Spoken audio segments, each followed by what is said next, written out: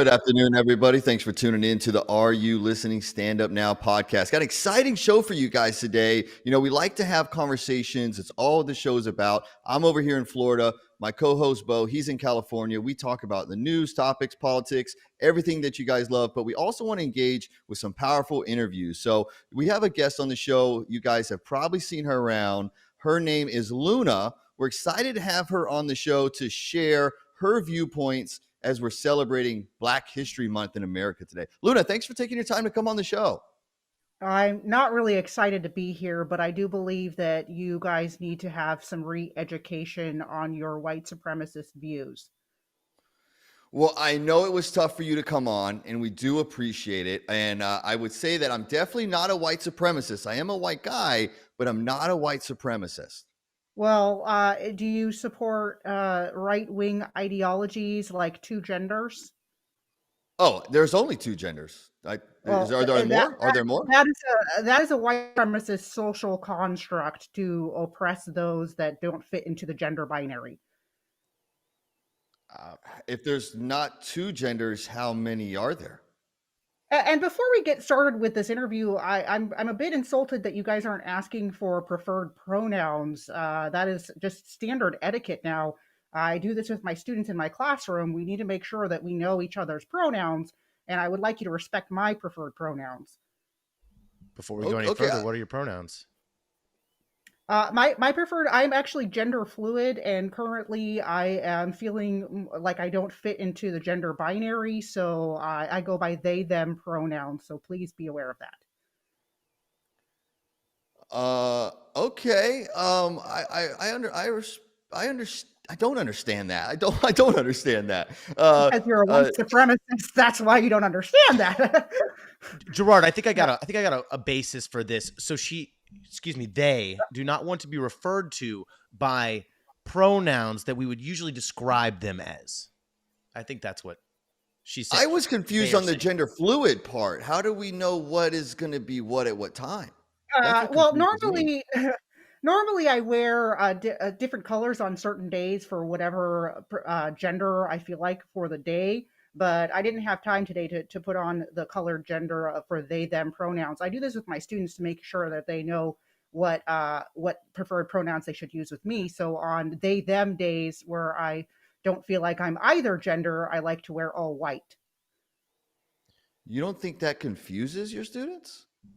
Actually, my students are very they know about all of the various genders. I make sure to teach them about that in the fourth grade class. In fact, I'm very inclusive and I have time for them to explore their own genders as well. I think that is important. It's pretty much more important than making sure they know how to read and write.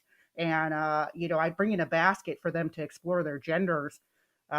Includes tiaras and hard hats and jock straps, and they get to just play around with these different items and decide what they feel best in. Jock straps and tiaras in the fourth grade? I don't even know.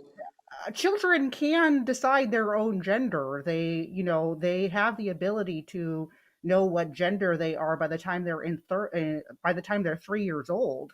And so if a child is more into feminine things, they're most likely a female, whether they are born with male genitalia or not. In all fairness, I was playing with my jock strap at 9, so 9? You're a late bloomer then. I thought it was supposed to start at 3. I'm not surprised you're a cisgender white male that you'd be into your jockstrap. How dare you assume my gender? Yeah, how do you know what his gender is? Did you see his scrunchie? Yeah, I just assumed this was. He has a pink shirt on. He has a pink shirt on. He has a pink shirt on. Doesn't that stand for something? I do apologize. I should not assume your gender, just that most cisgender white male, typical looking white male with male genitalia who are right leaning, they are cisgender. So that is why I assumed that. And I do apologize for that. That is my personal point of privilege in talking in that way. So I'm sorry about that. Yeah. How come you never asked me for my pronouns? Well, I did ask you for your preferred pronouns. And what are they? He, she. Okay, so you are non-binary? Yeah, non-binary. Just today. Tomorrow I am a he, because I'm laughing. But yeah, non-binary.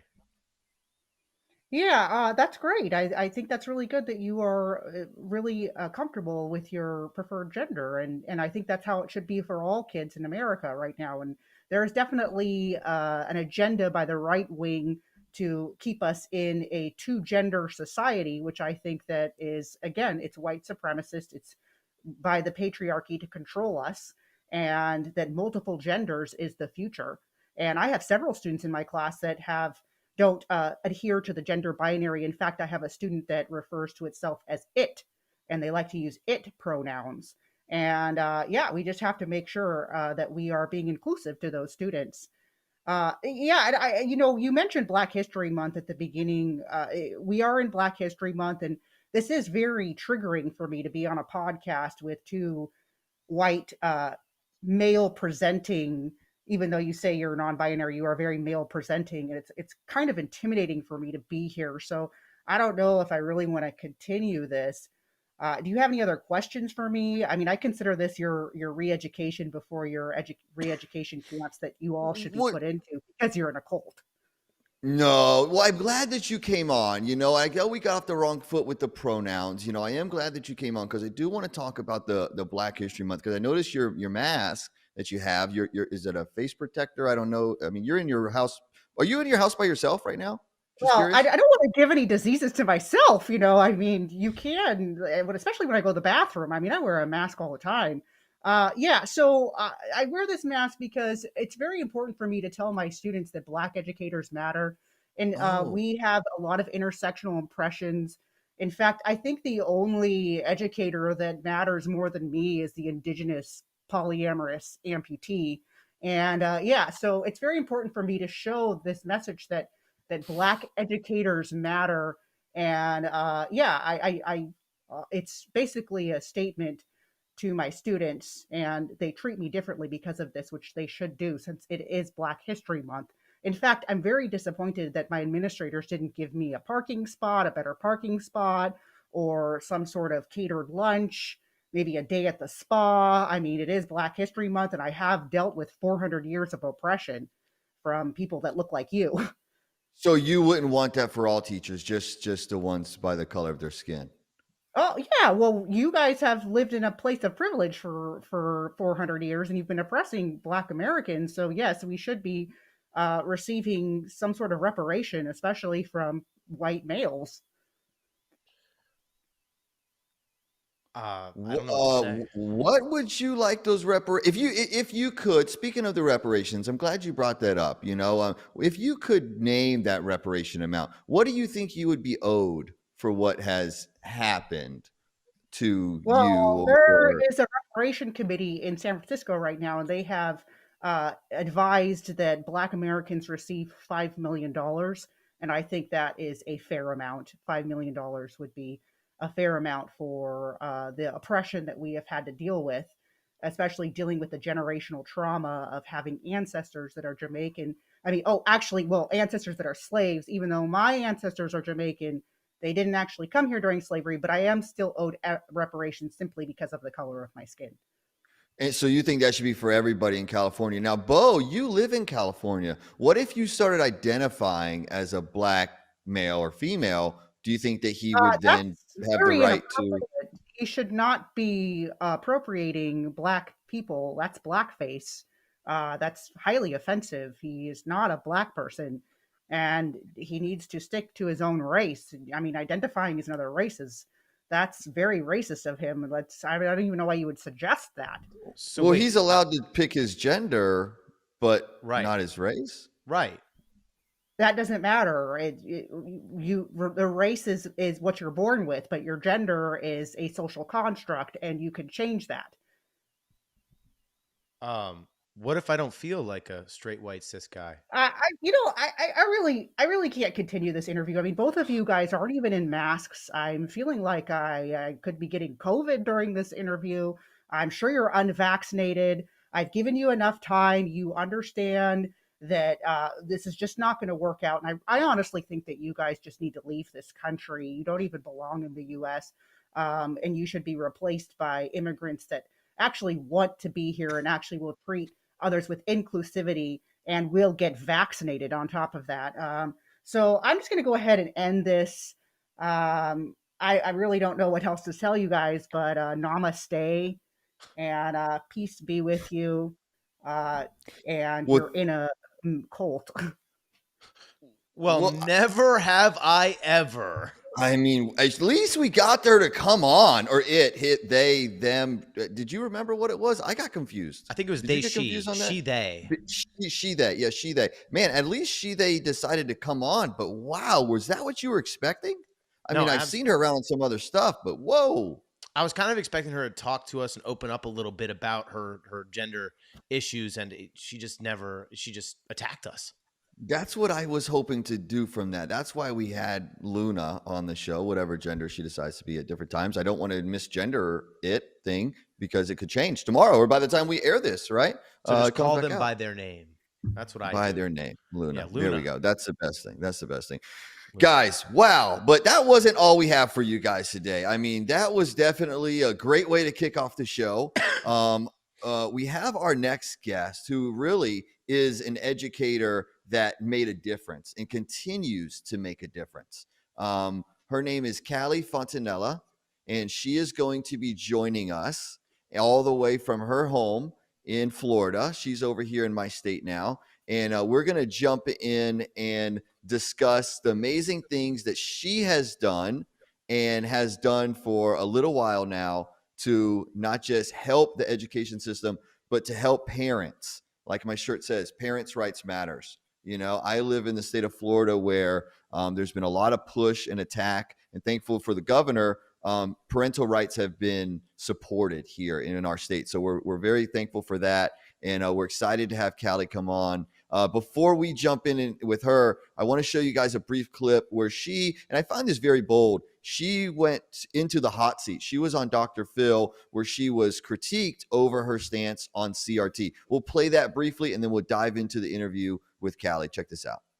You looked into what was being taught and you said you were surprised. I was surprised because when you hear the term ethnic studies, you think, oh, maybe we're going to be learning appreciation for other cultures. But what I saw in the class was very different, and my students were failing. You spoke out Yes. because you thought it was too what?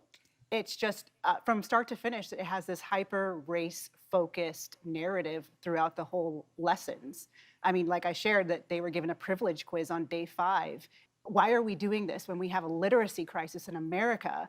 And why are we taking time away from traditional subjects and making sure that they're doing this hyper race focused class in 9th grade? So you thought it was divisive. Yes. And you spoke out about it. Yes, I did. And started getting harassed. Oh yes, that I hate myself, that I'm a white supremacist, and it's not just once; it's every single day since I've been speaking up against this. Threats of violence. Threats of That was, I mean, for you to go on that interview, I think that speaks to your character. You're not somebody that's just making noise, but you were ready to go and sit in that hot seat and be face head on. We cut the interview short, but there were some questions that were asked of you in there where things got a little bit intense. I felt like from some of the people in the audience, some of those questions. Did you feel like the people they chose to question you during that were pre-chosen and directed towards you? So that was a lot scarier than I thought it was going to be, because normally when Dr. Phil does those type of episodes, he has a panel of people. I mean, even when Candace Owen came on to the show, she had like Amala with her, who was another Black conservative. There was Ty, who's like a Black conservative comedian. And I think there was Dinesh D'Souza's daughter. I forget her name. But she had 4 people with her. It was me at an audience against that was in favor of critical race theory. So I was not expecting that. That was terrifying. In fact, since then, I have stepped back on taking big interviews like that. It was hard. It was very hard, but God was with me.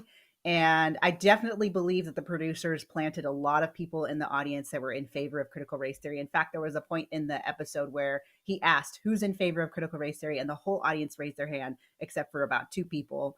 And I was like, okay, I'm in some enemy territory. But to be quite honest, I haven't been the same since that interview. That Wow. Really? I mean, Yeah, you that really- handled yourself very well. I will give you I don't credit think I for could that do that because again. And that's kind of sad to say. I don't think I could do that again. And I'm trying to find that strength again. That's why I'm wearing your shirt. freedom over fear, Love it. because that I was for 15 years a public school, middle school teacher and high school teacher, mainly middle school. That's what I love to do. That's where I'm comfortable. I was not ever had a desire to be on TV or have a big social media following, none of that. I Mhm. really loved what I did as a teacher. And this last 3 years, I've been doing so much stuff that's outside of my comfort zone. And I'm 41 years old. Like, I'm not a young chicken anymore that can change easily. So to have all of this, these these interviews and all this hate and all of this, it's been really hard. In fact, you guys are one of my first interviews back. I'm starting to say yes to interviews again, and I took an 8-month break. Wow. Well, we really Mhm. appreciate you taking the time to come on, Yes. and when we connected at AmeriFest, you mentioned God, so I'm going to bring this up too. I really feel like that was God's divine connection because I had messaged you on social media 6 months before. Yeah. And I had totally forgot. I was working out in the gym at 5 a.m. I'm in Arizona. I live in Florida. I'm in Arizona. And you happen to be in Arizona the same time I am. And we connect. And we were able to meet face to face and meet each other, see the genuineness in what we're doing. And your authenticity was just so raw and real. And like I said, I've been an admirer of you online and everything you've been doing. For you to be able to come on, I really, really value and appreciate your time for that, Callie. Absolutely. Well, I think that everyone is doing something different than what they were doing 4 years ago, 3 years ago. We're all kind of outside of our comfort zones because America is outside of our. We don't even recognize this country anymore. I don't. I'm seeing the country that I love falling apart, and I'm seeing the children that I love being destroyed by these agendas by the left. And I don't think we have the time to just, you know, not do anything about it. We all need to do something about it. And I also believe that Satan is on a mission to take out those of us that are on the front lines. And I felt that this last year because I was really Yeah. on the front line and then I took a step back, and that's not what I'm supposed to be doing. I need a lot of prayer, but Satan is really trying to attack those of us that are on the front lines and distract us and get us, involved in something else or involved in our own problems or attack our health. So it's very important for people like you and I to take care of ourselves.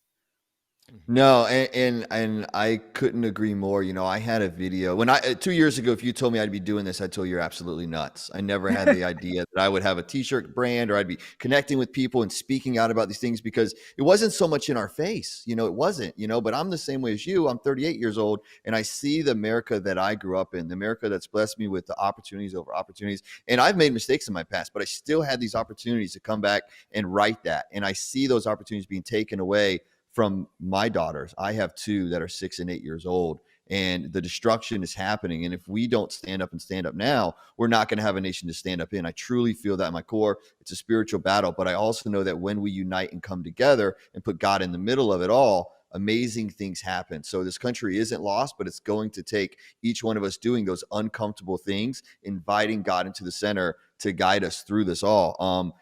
I had a video that went mega viral. I mean, MSNBC News played it at 8:30 at night on their show where I talked about the symbolisms on children's clothing. I was wearing my God Made Man and Woman shirt, my very first design. And I can relate to you with the death threats and the hate and the evilness that people pushed at me. And it paused me for a little bit. I continued on, but then it started getting more and more. And I was like, God, am I really supposed to be doing this? Am I going at this in the right way and mannerism? Because I know we need to stand up for this, but it was like that pushback. So I can relate to what you just went through, not to the level you did, but the same things. And but we have to. At the end of the day, we have to continue on and know that God has placed us on this mission for a reason. Well, think about what happened during the when God rescued the Israelites from slavery from the Egyptians, and there was the 10 plagues, and Mhm. God, and there's a verse that said God hardened the heart of Pharaoh. Well, the hardening of the heart was actually showing him his power and showing him, hey, this is. I think that we need to be antagonists right now to really show what these people believe, and that has been the last 3 years. I think things have been really revealed on what is evil and what is good.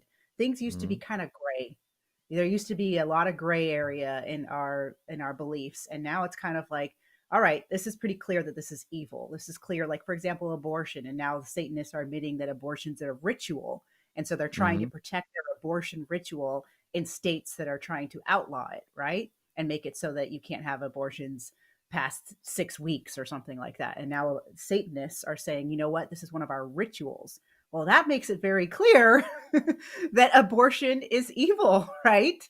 And Yeah, yeah. for some people, it wasn't very black and white. They didn't really know whether or not it was evil, especially some Christians. I know some Christians that are Hmm. switching their views on that, because before they were brainwashed into thinking it had to do with women's rights or whatever, and Hmm. women's health care, and now they're realizing, wow, this is truly evil. So I just think right now is just a sifting time, and God is exposing a lot of what's going on.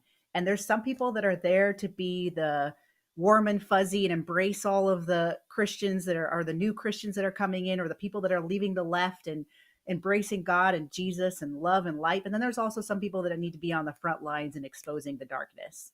And it's Yep. not an easy place to be, but if God's calling you to do that, you need to do it. Yeah, absolutely. Absolutely. And I love you shared this story of the Israelites and the plagues, because after that, they're led out of Egypt and they wander in the desert for 40 years. And then when they get to Jericho, right, and they have to walk around, they're walking around together, 7 times, quiet as can be. But in order for those walls to fall down, they all yelled and make a lot of noise all together at the very same time. That's what brought Yes. the Yeah. walls down. And that's Hmm. where I feel like we are at right now, is God has called those people, those warriors that know the truth, that see the spiritual battle, that know that abortion is feeding Moloch, the god. It's the same as it Yeah. was at the beginning. It is that today. This confusion, this ideology of falsehood, this false teaching, the changing of definitions, the confusion that they're pushing on the youth, on everybody. So I think we all have to yell about it as loud as we can, because when we do that, God's going to answer and those walls are going to fall down. I believe that in my core. Question Yes, for the both of absolutely. you. So, abortion specifically has become more of like in my opinion, it's become almost a cultural issue at this point, right? Where it used to be kind of like, oh, it was a women's issue. Now it's a cultural issue. They've gone from aborting babies at 3 months to now aborting babies after they're born, which is murder.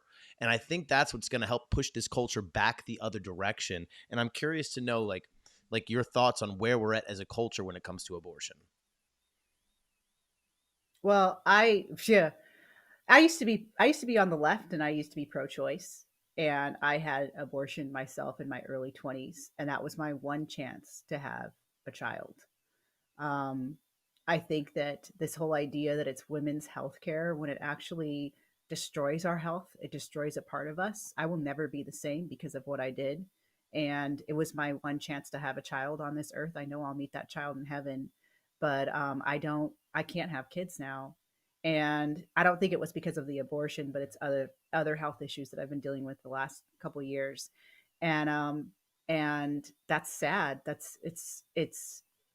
It really does. And I think about how it is causing women who want, when they have their children, they don't care about them as much as they should, because they were willing to kill the child that was in their womb. And so I do think that there's a hardening of hearts that's happening to women. I mean, if you look at the animal kingdom, you look at animals, and what do? They protect their babies, like at all Mhm. costs.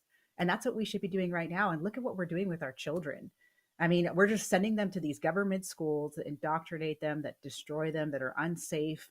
We're, feeding them all this garbage, our Mhm. children, when Mhm. they should be getting, healthy, nutritious foods.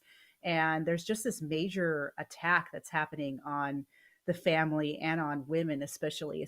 And I think a lot of it has to do with abortion, and telling women that it's totally okay and normal to kill your own child, and what that does to the woman afterwards, especially if she becomes a mother.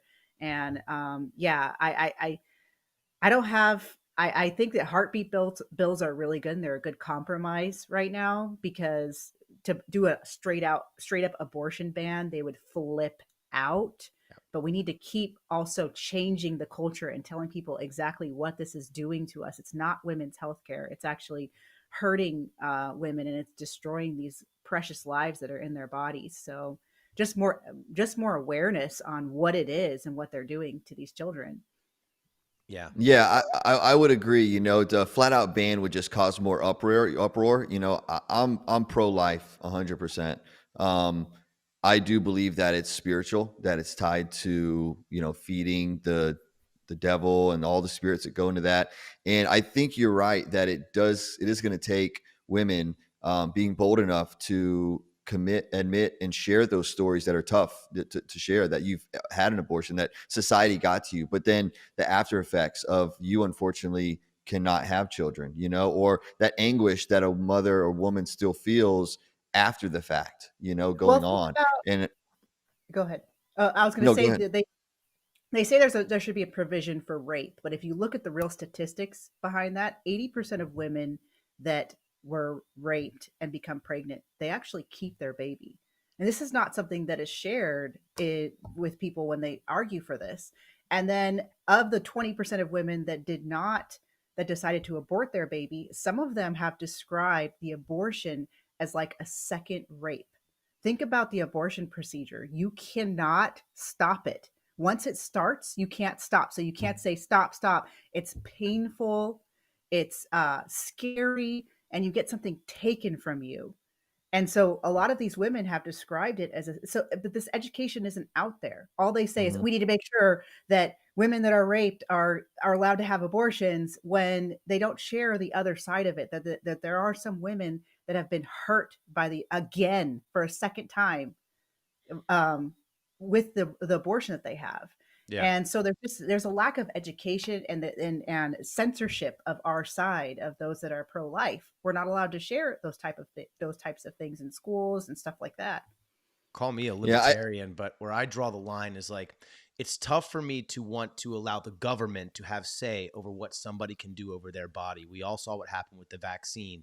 But then I saw governors, like the governor of Virginia, I think his name is McAuliffe, who basically said that if, you know, the child has some sort of deformity, that once it's born, we're going to have a discussion with the parent and we'll decide what to do afterwards. And I go, that's murder. I was like you, Callie. You know, I was more of the liberal idea where it's like, hey, I think abortion up to a certain point is okay. There should be a place where we draw the line. I've always looked at late term abortion as a bad thing. But then I saw them murdering babies, or admitting to possibly murdering babies. And I'm pretty sure you're familiar with this. In California, they tried to institute a law where you could abort a baby 28 days after it's born. And I go, listen, if you're going to make me side with a group of people, I'm going to go with the pro-lifers, because you guys are trying to murder babies after they're born. Oh, see, that I law in was, California, just to add a little more detail to that law, because I read it. It basically was, if a mom shows up to a hospital and the baby, after it was born, is dead, they cannot persecute the mom, even if there's suspicion that the mom killed the baby. Isn't wow, that, yeah, Oh my God. that wow, But and if that's you're a drunk yeah. driver and you kill a pregnant mom, it's double homicide. exactly, Correct. exactly. Correct. Yeah. Yeah. That's absurdity law. And I would say, going to that, you know, how many doctors, because I know there's many stories. I personally know somebody that the doctor told them that, I have two friends actually. The doctor told them that the baby you are carrying is going to have some type of disability. It's a very high likelihood, that's a 90 something percentile, that the baby's going to have some type of disability. You need to abort the child. Both of these people did not allow the words from that doctor to take power over them. They both decided to have those girls, and they're beautiful, healthy, with no disability. So how many times are these doctors misdiagnosing this or speaking this upon somebody before God is done forming these babies? You know, Yeah. so I think that is a very misleading thing today too, that people say, oh, well, if it's a disability, then we should have the right to, because it's going to make our life tough. Look how many children my wife works with children with disabilities. How many times these children are blessings, that they could teach us some things, you know, in how they handle and deal with life, that blessing of what we view in the world as a disability might be the biggest blessing to that family. And it's not going to say it's going to be easy. There is toughness that comes to it, but there's beauty in those trials, you know? You know, and I bet there are evil people out there. Have you guys ever seen that video of the doctor who's like coming out? He's like smoking a cigarette, and somebody's like filming him. And he's like, "This is the doctor. It's aborting babies or whatever." He comes over and goes, "Yeah, I love aborting babies." Like, I bet you there are evil people out there that will tell or misguide parents into something like you had just described to get them to abort a baby. Oh yeah, well there's that one doctor who was giving people cancer treatments and telling them they had cancer. I mean, I think it was millions of dollars in cancer treatments, and 800 people were injured by him because he told them that they had cancer and they didn't have cancer and they were getting like chemotherapy and all kinds of crazy stuff. So yeah, Yeah. we need to make sure There's evil. There's there's evil a lot all of, over the and world. that's Yeah. what happened this last year for me. That's why I had to take a break. Is the world is so evil that it was paralyzing me. And to Mhm. see how much all the death threats, all the evil comments, it wasn't necessarily that I was sad for myself that I was getting these comments and horrible death threats. And they even got a hold of my cell phone number and my uh, my address. And it was the fact that there were so many people like this, that there are so many people with this much Mhm. hatred in their heart. Yeah. And I'm just sad about the world right now, and I long for heaven. Wow. I don't like this place anymore. It's not our home, but it's hard to have hope during this time. But we got to remember that it is finished. That's what Jesus said on the cross, and we're just here to basically ride the wave till he comes. But it's done. Like he already conquered all of it. And I wasn't spending enough time with him like I should, and that's what I've been working on this last month or so. Yeah, we're in the same boat. We're in the same boat because when I had all those people reach out to me too with those same type of threats, one thing I noticed is they would always be like, your daddy in the sky and all these. So you could show they were just godless. They didn't have any faith. They had no belief or no understanding of what that relationship truly is, you know? And that really touched me. So I did the same as you. I said, you know what? I am going to dedicate and devote more time. I said at the beginning of the show that every day I'm really not just one part of the day, but throughout the day, that constant prayer and meditation and talking to God, that there's a lot that's going to happen from that. And there already has been. God is amazing in how he works. And it's not just knowing that he overconquered this. We are here when we find that reason to share that with other people, and that's the beauty that we have today in this world through these podcasts and this connectiveness that we have, is that is being spread. Because as it says in the gospel, when everybody on every place hears it, that's when it comes. And I truly think we're reaching that through society, connectivity, and it's a blessing to be able to do that and be honored to know it and to share it, because that's the biggest gift.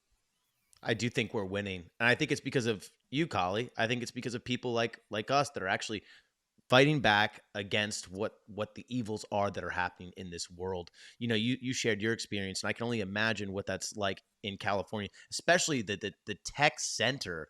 I shared my beliefs here in California, and I got kicked out of my house for it. And I remember when I first shared it, I felt like I was looking over both shoulders the whole time when I was just Mhm. skating to the 7-Eleven to get like an Arizona iced tea. I'm skating back to my house, just enjoying the day.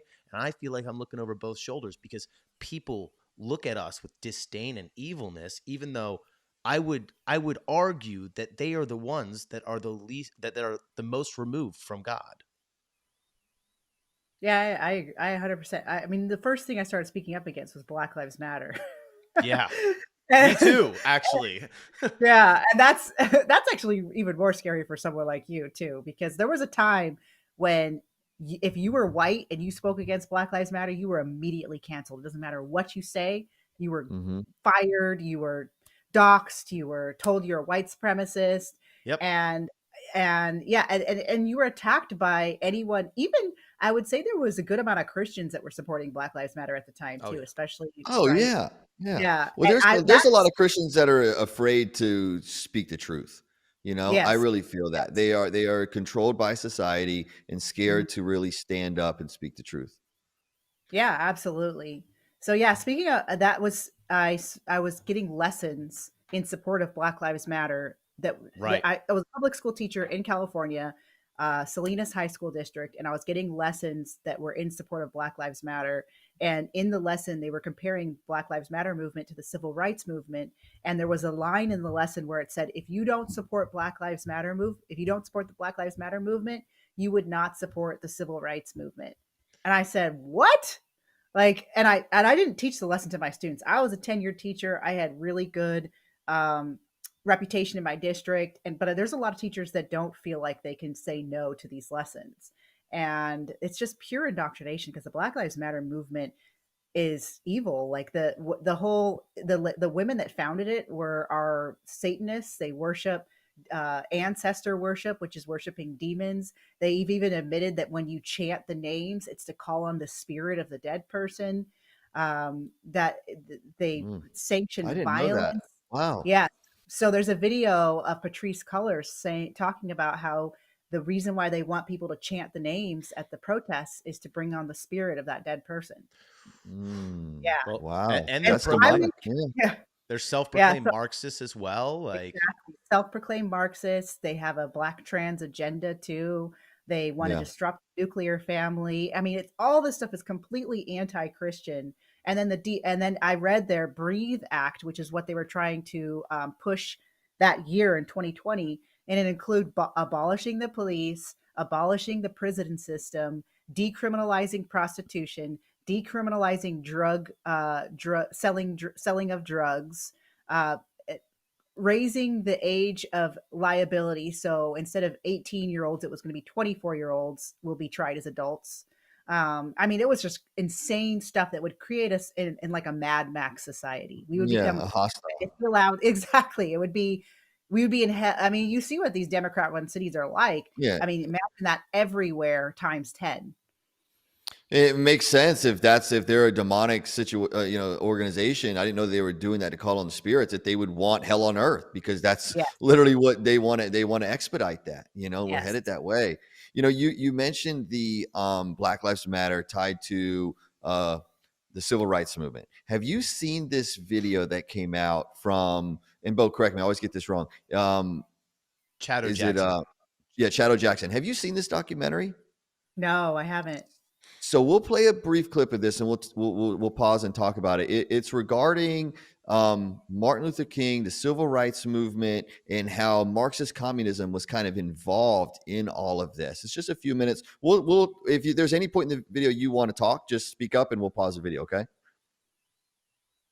The NAACP, Martin Luther King, and the Johnson administration collaborated together to pass the Civil Rights Act of 1964, which in their mind would go ahead and force integration anyway.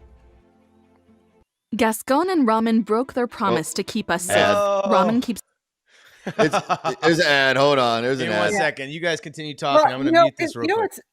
You know what's funny is that I actually have taught a lesson about this where there's two. So for what happened to Black America in the past, slavery and Jim Crow laws, everyone who's a good Christian can admit those things were wrong, right? Oh, 100%. And 100%. when the slaves were freed in the late 1800s, there was two schools of thought. There was W.E.B. Du Bois. Oh, I don't know why I did that. There was W.E.B. Du Bois. And there was party. Yeah, I don't know why.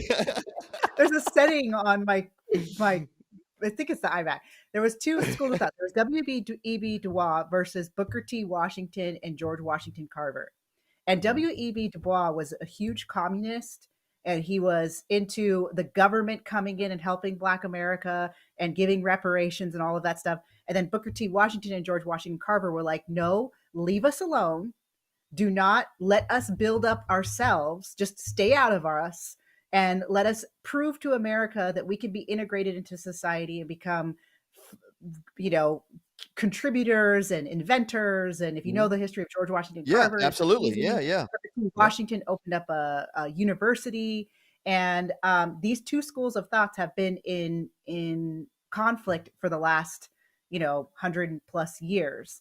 And I will say that the civil rights movement was steeped in some of that. And there was some controversy within it, where there was some of the people that were a part of the civil rights movement who were wanting less government intervention. We just want equality. We don't need you to come and save us, versus those that were more into the socialist stuff, which apparently MLK was into that as well.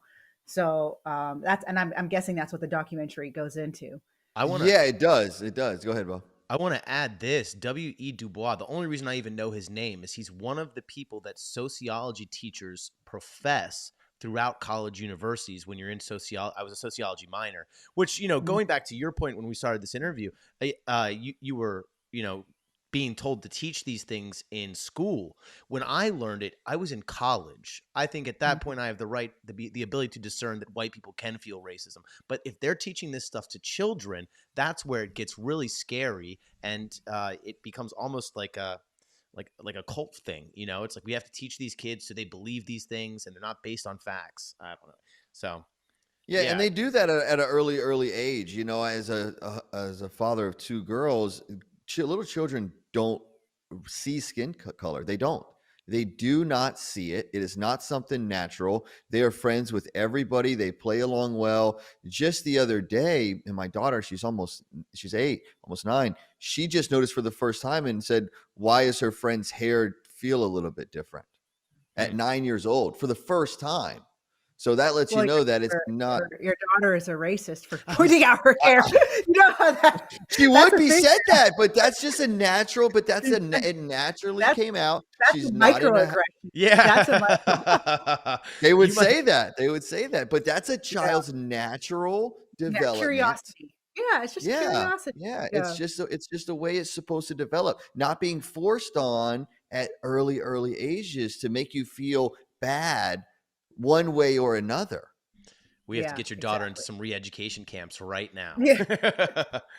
And that's at the age that they're trying to reach. That Yeah. really is the age that they're trying to reach, is that developmental age. And that's what they did in communist China, like the 12-year-olds, the 10-year-olds, the 8-year-olds, and separate them from their parents, from the older generation. I'm seeing that a lot from Gen Z, this Hmm. disdain. I think your daughter's not even, they're a different generation. What is that generation called? It's I I think they're called couldn't the tell you, to alpha. be honest with you. I think they're called Generation alpha A. generation. Yeah. Oh, is it? And Okay. Okay. yeah, I think that's what they're called because it's under 10 now. It's a new generation. They're not Hmm. even Gen Z, which is kind of Well, crazy, the, right? the I know Nazis it did makes it makes me too. feel even older. Makes me feel even older. Yeah. Yeah. But yeah, Mhm. you're right. The communists basically took a hold of these children and got them to rat out their parents for not following the Mhm. communist, let's just say it's a manifesto, Exactly. right? And then their Mhm. parents were arrested and the kids were put in different schools. And yeah, so I have a theory when it comes to all of this like trans stuff, is they're trying, and this love, this boy love they call it, that they want kids under the age of 9 or so before they actually start having like actual feelings for the opposite sex, and they want to confuse them that, oh, your best friend, that's love, because boys, when they start to grow up, they're like, oh, you have cooties, stay away, that kind of thing. So they want to get them while they're young. Yeah. Well, look True. at this rule. Exactly. Look at this ruling in New York, where this child is 8 years old, and they're already going to Oh give yeah. it puberty blockers, where the father has no say so whatsoever. At 8 years old, to start giving these drugs, you don't even know how to behave at 8 years old. Hmm. Then what is It's that so going to do to sad. their mind? And It's horrible. yeah. And speaking of trans, I had one trans student my whole career. And then it started being one trans right when I left the system. It was one trans student per classroom. It used to be one trans student per school Yep. of 1,000, 2,000, 3,000 kids. And it was usually a boy wanting to be a girl. And now it's switched. Now there's all these girls Hmm. that are wanting to be boys, and a lot of it has to do with the fact that girls go through puberty and they have self-esteem issues. They don't like their own body. You'll notice there's a trans clinic here in Florida that should be shut down, but there's pictures of the before and afters of the girls that all got their double mastectomies, and I would say 90% of them are overweight and don't have like a Cindy Crawford look, right? If they Hmm. looked like Cindy Crawford, they would have not done Right. that, right? Yeah. Yeah. Yeah. I think it's about, yeah, go ahead. Now, how much of that do you think is also to the lack of strong fathers in the household, loving fathers that are united with the mother and that are caring and involved with their daughters' lives? How much of those do you think are not there, that are not That's there to encourage and huge. lift those young girls up? I think the Yeah, fatherless, the lack of fathers in the household, and to me, that was pushed on the African American community, they should be really upset about that, because the 94 crime bill that Joe Biden passed, and even before I think it was in 1988, the crack cocaine laws that came down to divide these families, more and more. I think that that's a huge part of what we're facing today, the lack of fathers, God presence of mother and father together in the household. Oh, that's the whole nature versus nurture debate. And I think that nurture is like 90% of it. Yeah. And if you put a child, for example, my husband and I, we wanted to foster to adopt. And that was my goal in life. Once I can't have my own biological kids, I was like, I'm going to foster to adopt. And we actually got our foster license right before the pandemic in California. And we were getting calls about these foster kids. They were all older. I wanted younger. And we finally got a call about this 10-year-old girl. And the social worker was like, okay, this girl, she is questioning her sexuality and her gender. And will you support her on this? And I said, no, she's only 10 years old.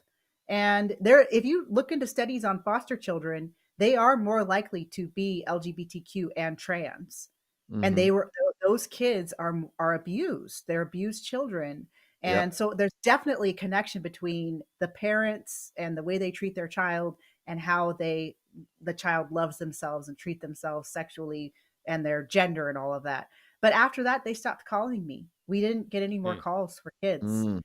And they discriminated against me because I wasn't willing to help this 10-year-old transition. And I mean, I think in the end it was meant to be, because I don't think I could have followed the COVID rules. And with foster kids, you have to follow all the rules. Like if the foster told the social worker that we were traveling or we weren't wearing masks, right? That would have been hard to have that child taken from me or something like that. But it's so sad. It's so sad, the attack on our nation's children. And that's where we as adults, we have to stand up and not just protect our own children, but other people's children as well. There's a video that just came out. I saw it yesterday on Instagram, where there's a volleyball team with 4 or 5 men playing on the girls' team, and they're starting over the girls, or at least in the video they're playing over, and all the girls are kind of sitting back. They ended up winning, but it just has me thinking, like, where do you think this? Like, I don't know how anybody can't look at that video objectively and go, "That's crazy." It might do good things for women's basketball, because that's boring.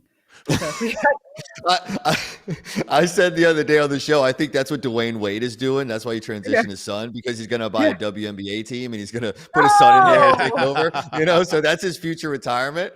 That's good. That's good. His son's like 6'5", 6'6", or something like that. Crazy. It's absurd. It's absurd. But it's horrible. As much as we have to laugh about that stuff, we laugh because it's so silly. And it's so horrible that this is going on and it's being pushed. I love it, by the way. You do an amazing job at that. I haven't been doing it as much lately, because I actually, have you guys heard of Valuetainment? Like PBD, Patrick Bet-David. So I did not know what I was signing up for, but they wanted Luna on one of their, so Luna's my satire character where I mock the left. You guys met her at the beginning of the podcast episode. And I didn't realize that they wanted me to play Luna for a full hour. And that just made me go crazy. And being a leftist for a full hour and trying to keep that character for a full hour, I was like, I don't ever want to do Luna again. Wow, that's brutal. Good for a whole hour. Good for you. That's tough. Imagine people that do it for their whole lives. Yeah, thank God there were some 2 guys that were like real comedians, because I don't consider myself like a real comedian.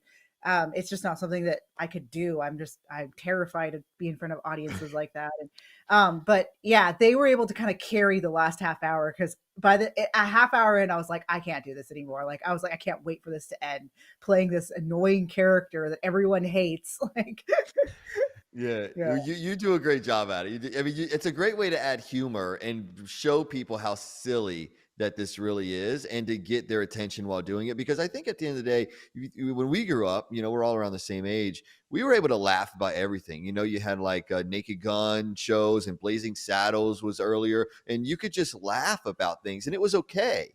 We knew we could do that. And I think by today, of us not being allowed to do that, or told that we're racist or wrong because we laugh at certain things, I think that's the divide that they want to continue to have. So I applaud you for bringing the humor back to what we need to do, is laugh at some of this craziness. What made you want to do the character? Oh yeah, that's a good question. Yeah. So this mask actually came in a gift from my former district. So this Black Educators Matter mask, my district gave after the George Floyd riots, they gave a gift to only the Black teachers. And I got a yeah. Yeah. So the white Correct. teachers didn't get anything. No, because they weren't affected by the George Floyd riots, right? So Right. I got an Oh. email from my superintendent saying that there was a group of parents that assembled a gift for all of the Black teachers. They were And the white parents. superintendent was like, yeah. And in the gift, there was an I love being Black sticker. There was I love being Black pin. There was a little Africa symbol with a Black power fist that said Black teacher Yeah. appreciation gift. And I was like, dude, I'm from Jamaica. Like, to say, like we're not all from Africa. I guess you could say Yeah. maybe way back in You the guys day. aren't? How racist isn't that racist in itself? Like that's the thing. Like when you really stop and We break need to it go down, back to you just Africa. Like, Yeah. yeah. Actually, I'm from Jamaica. yeah, and that's like we all are very mixed. There's a Oh. video that Oh, just yeah. came out of Sunny from The View. She's the Black girl on The View, the Black woman on The Mhm. View, Yeah. and she just found out that she's actually not Puerto Rican, but has more Spanish descent, that were Spanish slaveholders. Oh my. And Wow. so we're all very mixed, right? And so this gift was ridiculous, and it had honey body wash in it. It had some expired Avon. It was just I didn't know what to do with it. So I had this mask, and I opened up the mask and said Black Educators Matter, and I was like, oh, I have to do something with this. I have to make a satire character and mock woke teachers, because otherwise it's just ridiculous. That Yeah. gift was ridiculous, the character is ridiculous, but unfortunately it's all believable because it's really happening. And look how Yeah. far we've come in such a short time. Like it Mhm. was less than 3 years ago, right? And now we're excluding white people, white men out of being pilots. Now we're excluding Mhm. them out of movies. Disney released this huge thing that says they're basically I saw that. excluding all white characters. They want to create Yes. stories, around. And I understand if they said one time like, "Hey, we want to raise Black voices for February or even this year," I don't think anybody would care. But it was just like line item after line item of like, let's exclude one type of people, and it's insane where we've come so fast. Well, they're creating friction now. I think that America is genuinely more racist than it was 20 years ago. Right. And what's funny is I know what it's like to experience hate from both sides, because Luna goes viral so often as real. I get comments from people on the right as if it's real. So I know what it's like to feel hate from both sides. And for a That long is time, powerful. it is powerful. For a long time, I could say I've never been called a racial slur by someone on the right. For a long time, I could say that, because I've been called racial slurs by people on the left all the time, like House N, COON. I Yeah. hate myself, butter biscuit maker. I mean, all Yeah. kinds of like house slave.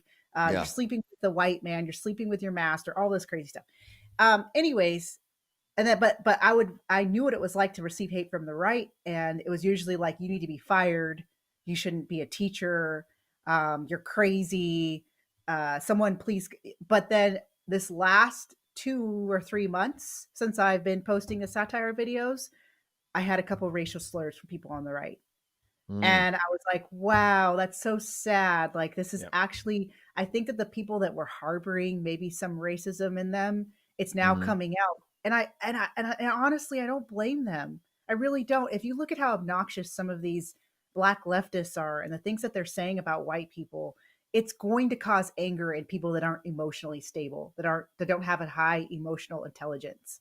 And you're going to see more people who are genuinely racist and bringing that out and saying more things. And that's sad to me, because we were headed in a place where we really were going to have a colorblind society. Yeah, what do you expect Ye- white people ye- to do if you're excluding them from society? They're all going to gang up and get together. I have a joke where I talk about white privilege, and that I go to this Klan meeting. They told me the same thing. It's they're going to get together and they're going to push back. And not saying that anybody's language is appropriate for what they said to you. I hope that they would be able to grasp their emotions and respond to you in what a nice manner. But that's what I'm afraid this will lead to. Well, they're getting pushed so much. I mean, we're just seeing videos and just policies coming out that are so discriminatory, and it's not it's not the America that any of us wants, any sane person wants. Correct. And we're gonna have different reactions, and some of them are not going to be very positive.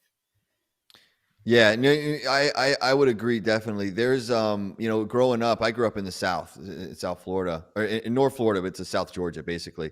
I grew up in a lower income environment. All my friends were African American, they were black. We used to hang out all the time. But I experienced racism as kind of the only white guy in the hood. There was a lot of parents that they were like, that white devil's not allowed in my house. But at the same time, I had a lot of being in the South, I had a lot of white friends where their families or even them themselves were racist towards my black friends. So I saw it from both sides. My mom raised us not at all. I mean, it was like, you don't judge somebody at all by the way they look or anything like that. You judge each person that comes up to you and how that interaction is with you. That's really how you should judge everybody. But I do think that this tension, this hardening of hearts that's been happening has brought some of that to the top. When you turn the heat up on a pot, it bubbles, and that film starts to boil. It's also the way they're teaching kids right now. So, for example, you said as a white person you experienced racism. Well, they have redefined what racism is, and they now say that white people can't experience racism. That's according to the left, and they said that because white people have privilege, they don't experience racism, and you have to have some sort of you have to be oppressed in order to experience racism. So you can't be racist towards white people. That is the new definition. If you look up what they're teaching in colleges and high schools now about what racism is, they're saying that it's exclusively towards non-whites is basically what it is. And when I and hear that, yeah, when I go hear ahead. that, I think that's the craziest thing because, It is I, crazy. I shared on the show briefly before, but I made some mistakes when I was younger. When I was 19, I went to prison for 5 years. So Mm, in prison, you instinctively are around people that nobody knows. Nobody knows each other there. And you'll see how certain people will gravitate to their cultures just mhm, naturally. It just happens. But a lot of them want you to click up, join a gang. There's gangs, there's affiliations, all that. But if you're somebody that doesn't do that, right, and you just decide to be yourself, walk through it, handle the process, deal with whatever comes to you, that's what I did. The racism isn't there. It's not mhm, there.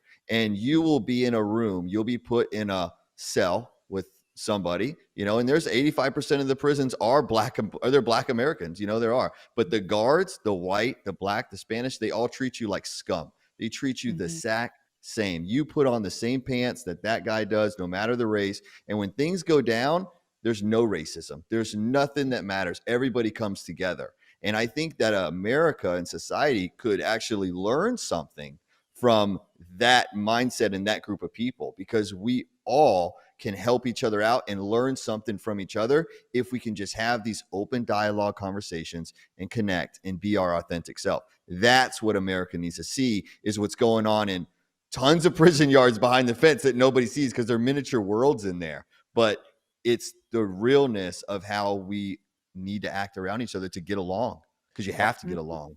I, If I not, would you're think dead. that I would think that we were heading there, and then our education system, along with especially at the collegiate level, got co-opted. So much so that they are sitting here telling white people they can't feel racism while they're actively being racist towards them. And you have half of this population of white people that agree with it. It got mhm, co-opted by the Chinese. I want to say it was the Chinese that did the collegiate systems first. They started teaching critical race theory, or critical theory in general, which basically was then categorized in two theories: gender theory and race theory, critical race theory. And then they basically disseminated that to the high schools and all the way down to the elementary school. And that's what brings us to 2024 right now, and Cali moving to Florida. It's just been mhm. incredible. We were It- there. The early yeah. 2000s, we did the same thing in my lunch at my high school. When it was a place called Osborne Park in Manassas, Virginia. And I would just say, like, all of the minorities would go down to the first floor, and I would say the second floor, we had two lunchrooms. The second floor was filled with like mostly white people and some minorities, but then we would go to both floors and say what's up. I would say what's up to all my friends down on the first floor, and then I'd go back up and finish my lunch on the second floor. We were doing exactly what you had just said, Gerard. It's crazy. Well, that's the thing is they want to divide us. In prison, you sit with whoever the guy is next to you in line. There's 4 seats at a table. You're sitting with whoever is in front or back of you. That's how it works. You know, you're going to eat off the exact same tray. You're eating the exact same food. But here's the difference between there and society. They have us under lockdown. There's nothing we can do. As much as we come together, they have the key. They can shut the door. You can't escape. You can only come together so much. Here in America, we have the freedom. But when we can come together, that's what they're afraid of. Yeah. And that's why they're trying to divide us. Because if we can come together like the majority of the people are in those lockdown situations, the things they're working would not happen. It would not happen. Mm. So And true. that's really where, and that's why I stand so strong on my rights, because I had my rights. You're talking about no rights? I had no rights. I was told when you're waking up, when you're locking down, and if you don't like it, we'll lock you in a room for 23 hours a day and take you to a little 6x6 chained in fence and you can work out there. You know, we'll throw your food on you. You have to put on the same clothes and shoot everything. You have nothing. You have no rights, zero. So that's why the rights that I have, I feel so strongly about standing up for and protecting them, because I know what it feels like to have none, and it's horrible, and none of us You want don't that. take it for granted. You don't Yeah. take it for No, granted. not at all. So, Not at Kali, all. I'm curious, like, what was the first lesson where you're like, whoa, this is weird, or this is different? This doesn't seem like, it seems more divisive than it does, you know, like we're just teaching math or science. Was there a specific lesson where you woke up? Yes, I saw it it started with Obama, really. So I left the left during Obama. I didn't vote for him second term. And there was a speech where Obama gave specifically to kids. It was like his education speech, and it was supposed to be to young people, to kids. And my school, they actually shut down all of the classes and had them all go listen to Obama's speech. And I was like, there's something to be said about respecting our president and all of that, but Mhm. they would never do that for Trump. They would never shut down the classes and have everyone go watch a Trump speech. And so there was this change that happened during Obama and Trump, where it was like, you left-leaning beliefs and the left and Democrats, their side is the accepted side, but the right, that side is not allowed, and you can't have that side. um, you can talk all you want about Democrat positions and be pro Democrat positions, all of that. But if you dare share anything that are right leaning positions, then you're political and you need to get out. Right. And so, yeah, that was definitely the first sign where I was like, oh, this is getting a little bit, we're really starting to brainwash our children to only want to be on the Democrat side. And then I also taught immigrant students. So a lot of my students are children of people that work in the fields. I taught in Salinas, and they were giving my students lessons. And I'm an English teacher, and in the curriculum, there was lessons about how oppressed the field workers were. And my students would stop me sometimes. They would be reading these readings and stuff. And I at the time was not really, I was just doing what I was supposed to do. I was doing my job. I wasn't tenured yet. And they would stop me and they would go, actually, my parents, they like their field work. They only portrayed field work as something negative. And a lot of these students and their parents and their families took pride in their field work and took pride in the amount of money they were making. Some of my students worked during the summer and worked in the strawberry fields and made thousands of dollars. And just to always have it be portrayed as something negative and something, Mhm. The white man is just trying to, have these field workers, and that America's oppressing. And yes, there is something to be said about that. There is definitely some history in that, but just to always just push one side of it. And that's what they did with slavery as well. They cherry pick history. So, for example, in America, there was the Cherokee that owned slaves. There was Black people that owned slaves. They leave that history out, and they like to cherry pick in order to create narratives, to create anger, to create this resentment in order to have a revolution, which Yeah. is a communist revolution. And so I started seeing it a lot the last 5 years of my teaching career. Hmm. Mm-hmm. And then I guess so what made you specifically speak out? You're like, okay, so now I'm going to say something. Was there Yeah, it was when the mainstream media was lying to the American people and saying that critical race theory was not in our schools. Do you guys remember that? I do. There was Yeah. this whole I mean, they were saying it's a right-wing boogeyman. It's not in our schools. It's a college level concept. It's not in K through 12. And here I am teaching online and I'm sharing the same platform as another teacher and I had access to her lessons. And I was able to see her lessons. She was the ethnic studies teacher, which is a required class to graduate in California. And there it is, critical race theory explicitly being taught. She had slides that she was showing her students about critical race theory. She was having them analyze school policy through the critical race theory lens. Hmm. And she was telling them the benefits of viewing society through the critical race theory framework. And she was teaching them about intersectionality. She was teaching them about white privilege. She had a Black Lives Matter lesson. There was a meme in one of her lessons where it was a picture of two white girls graduating, and she said, "This is what happens when you think when you're born on third base, but you think you've hit a home run or something like that." Hmm. Oh my So gosh. yeah, exactly. So the fact that they're white, they were already born on third base, so that's why they graduated, something Your like that. accomplishments mean Yeah, nothing. Yeah. Yeah. yeah, Yeah. No exactly. work. No work. Yeah. And then Everything was handed to you. they also had a privilege quiz. So on day 5 of her curriculum, the kids were required to take a privilege quiz with 12 questions. And then they were ranking each other based on where they were at against their classmates. And there was a question at the end where it was like, what does it feel like to be on top? What does it feel like to be on the bottom? And it was 12 loaded questions. Like, do you have more than 50 books in your house? Or do your parents' native language is English? So if your parents spoke another language when they were, came to this country, then you were taken down a You got, notch. Yeah. Do you wow. have a teacher that looks like you? Was one of the questions. I'm like, what does that matter? What is it? I, Yeah. I What does it mean, matter? yeah, Yeah. like you But, just want a good teacher. It doesn't matter what they look like.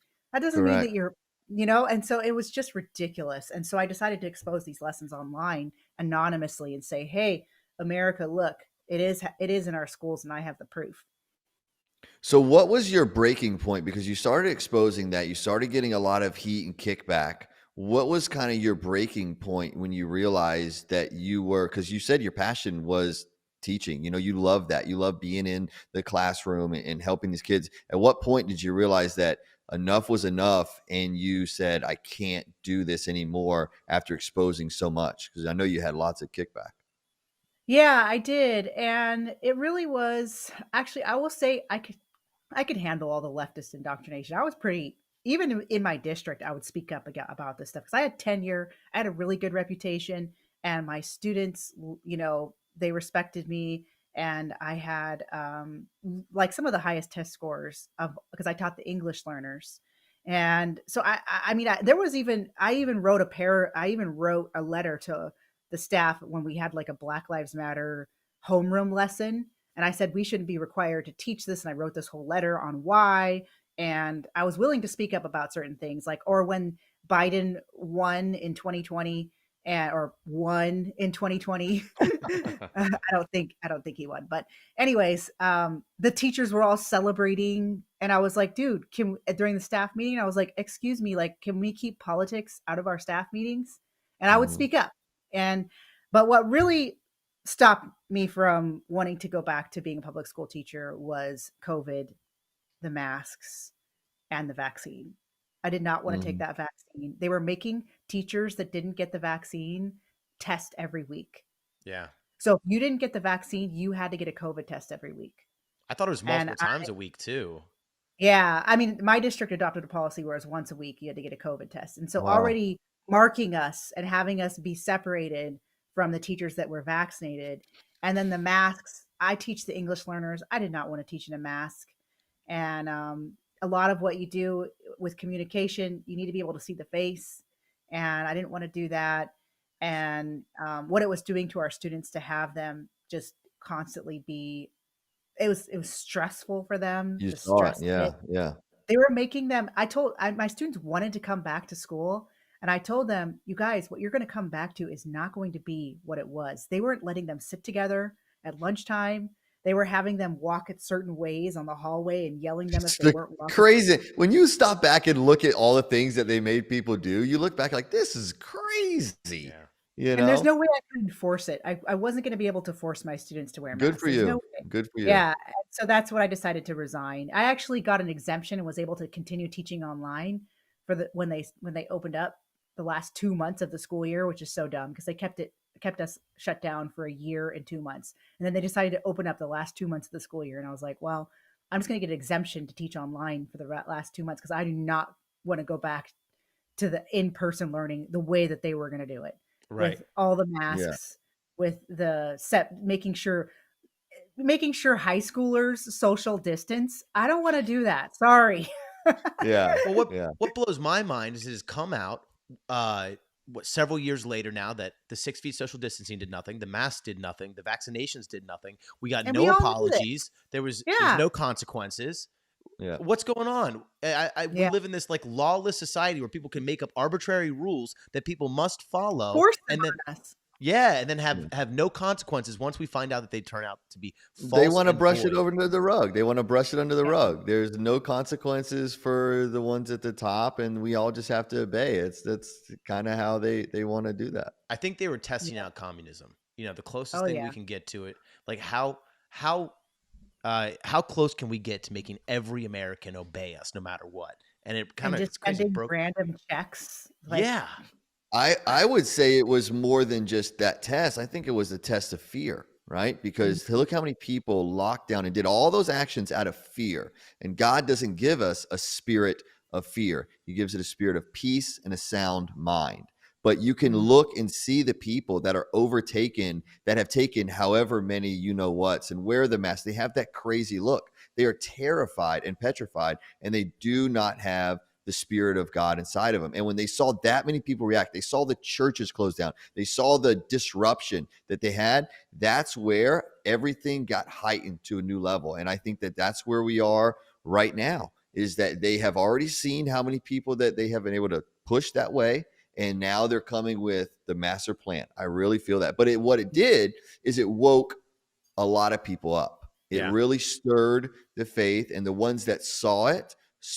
And like we said at the beginning of the show, we're connecting, we're speaking out, we're joining together, and we're going to be a force with God in the center, bigger than what they could ever even imagine and count for, because light always shines in the darkness. That's it always does. So that's what we have to continue to do, is stand up, be strong, be bold, shine that light. But also, like you said, Callie, you're taking the time to do, tune into God, because we can get so caught up in the daily, the news cycle that changes so much, the social media, these videos, that videos. But how much time are we taking it to dive into the word and speak to God and allow him to speak to us?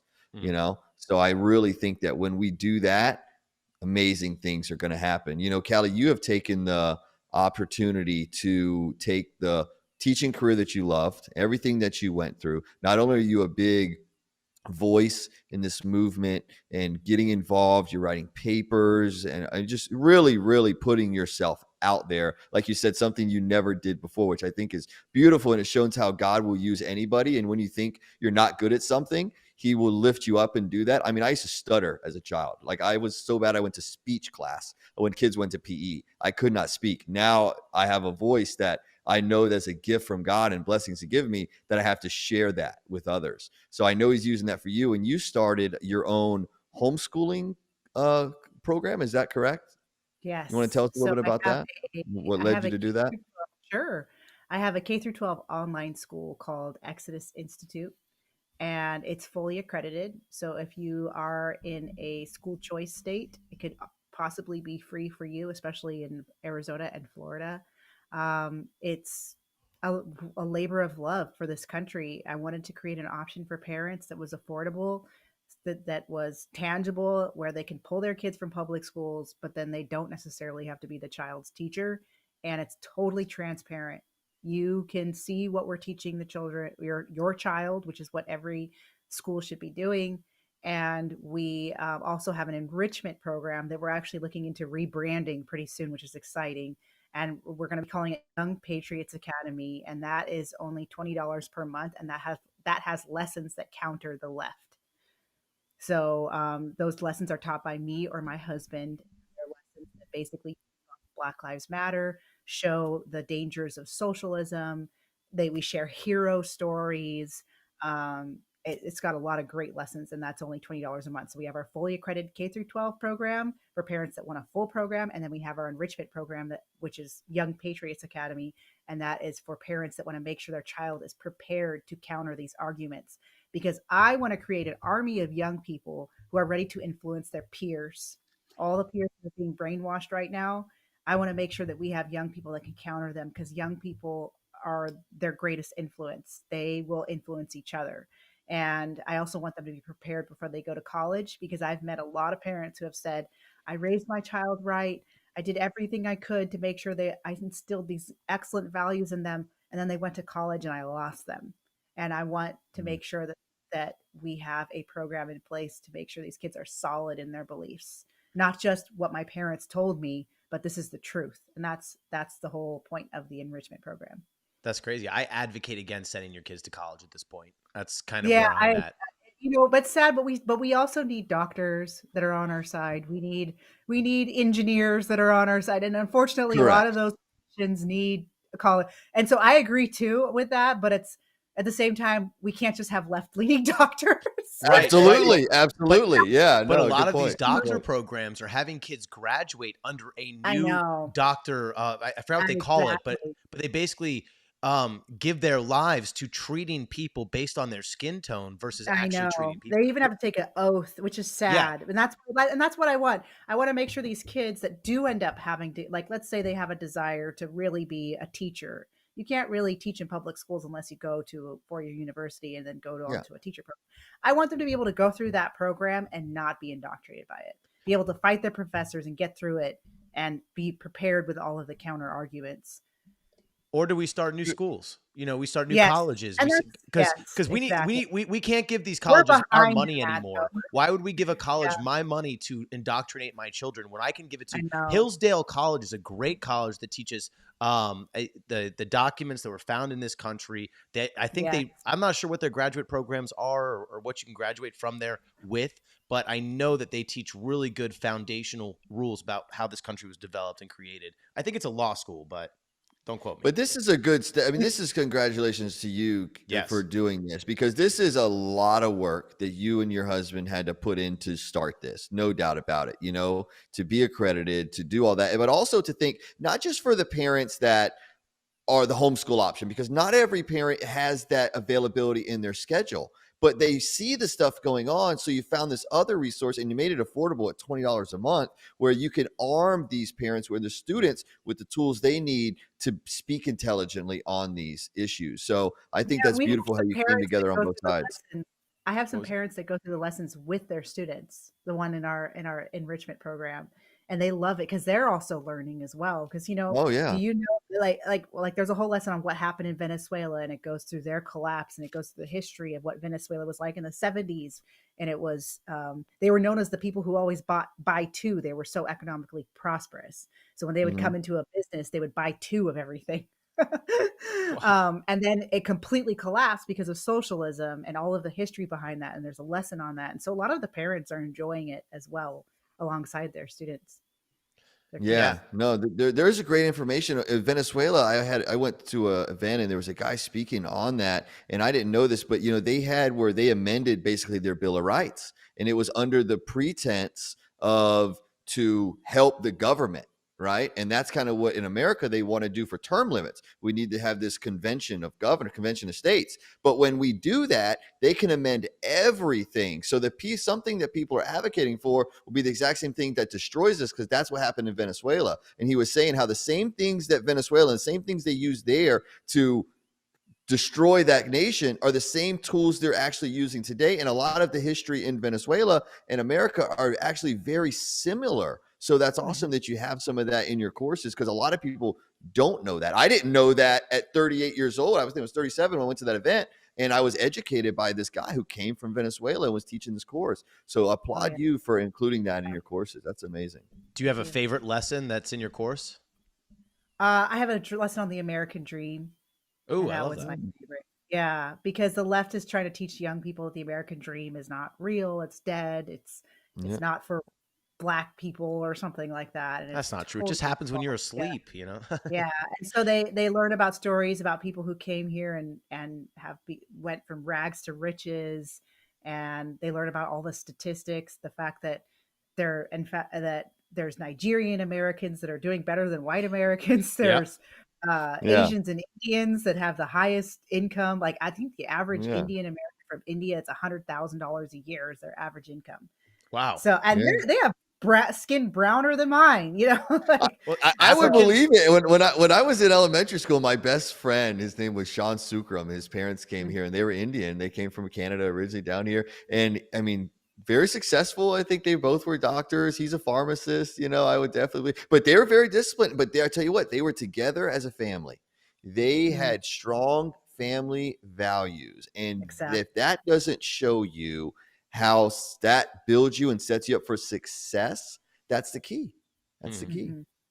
Exactly. yeah. Yeah, yeah. Callie, it's been awesome having you on. I don't want to take much more of your time. I know we've been on here for longer than maybe you thought. I really, really enjoyed having you on. Your genuine spirit shines through the camera. It does. And I really, really love that you're just not somebody agitator. You're not just somebody yelling and screaming on social media. You're actually working to change things. You've created a school to help not just students, but also the families as well. So thank you so much for everything that you're doing, for knowing that God is at the center of what you're doing and that nothing on earth really matters in the end. You already know where your peace lies. So I applaud you for that and applaud you for sharing that. And just thank you so much for spending some time with us and coming on. I really, really value and appreciate you. Yeah. Well, Thank thank you you. for having me. Yeah, and Yeah. if anyone wants to learn about my school, they can go to thinkexodus.org. And I just want to encourage, everyone that God is no respecter of persons. And he's calling everyone to do something right now. And it's not easy, but you will be blessed. And just also to make sure you take care of your health and take care of yourself, because we need strong warriors on the front lines. So drink your water, eat healthy, exercise, stay strong. Don't spend too much time on screens and social media. And yeah, we need more fighters at the front. Yeah, I Yeah. love that. I love that because it's a mind, body, and soul. You got to take care of yourself in what you're eating, what you're putting in your body, what you're putting in on every aspect, on screens, what we're reading, what we're eating, exercising, taking care. We have to be fit in all aspects of it. Yep. So thank you very much for that. Callie, two things we like to do on the show before we head off. We're going to say a prayer over you and over the show and Sure. over America. But do you have a Bible verse that you typically are you a Psalms or Proverbs person? Let me start there. Do you typically Oh, go to one of those, oh, or is there a I love the Proverbs. Proverbs make me laugh, but I'm more of when I need like comfort psalms for me. But my favorite verses is have nothing to do with the fruitless deeds of the wicked, but rather expose them. And that's Mm. in Ephesians. I don't know why I'm blanking. It's in Ephesians 5:13, I think. I think But it's in Ephesians 5. It's Ephesians 5. I'm so yeah, bad with the five verses too, something. but Yeah, I mean, my husband's really good at memorizing scripture, but I have a really bad. But that verse was very important to me when I first started speaking up, because I had a lot of Christians contact me and saying I wasn't Christ-like and condemning these movements. And I said, no, we're supposed to expose darkness. We're not supposed to have anything to do with it, have nothing to do with the fruitless deeds of darkness, but rather expose it. But we're supposed to expose it. Like, this stuff is dark. And that verse gave me a lot of comfort during that time, and a blessing from God that I do need to speak up about this. yeah, I love that for sure. For sure. That's a beautiful verse. It speaks true to your character and everything that you have done and everything you're continuing to do. And I know you will continue to do for sure. That's awesome. Mhm. That's awesome. Thank you. So like I said, we're going to wrap this up with a prayer.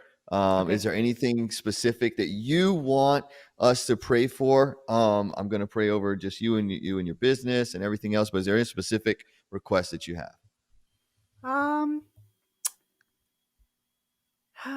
Gosh, pray for me to have peace about not being a mom. I'll do Because that. I'll do that's that. been really hard for me this last year. I've been sad about that, but at the same time, I'm also like, that's another. I think I would be worried a lot for my child.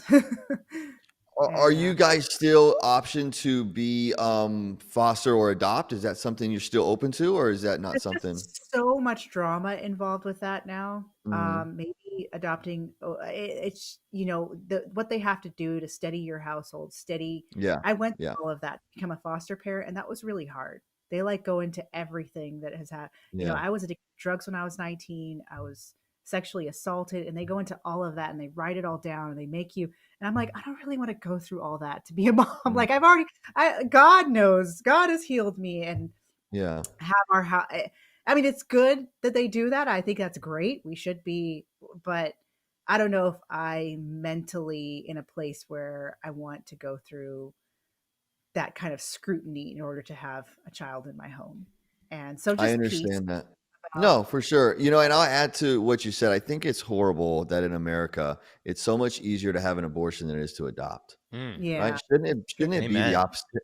Shouldn't it be the yeah. opposite way around? If we really care about society and The humans problem is and we have an everybody, and immoral society. It used to not be like that. I mean, they used to just put kids on trains and with a little label on it, like someone take it, right?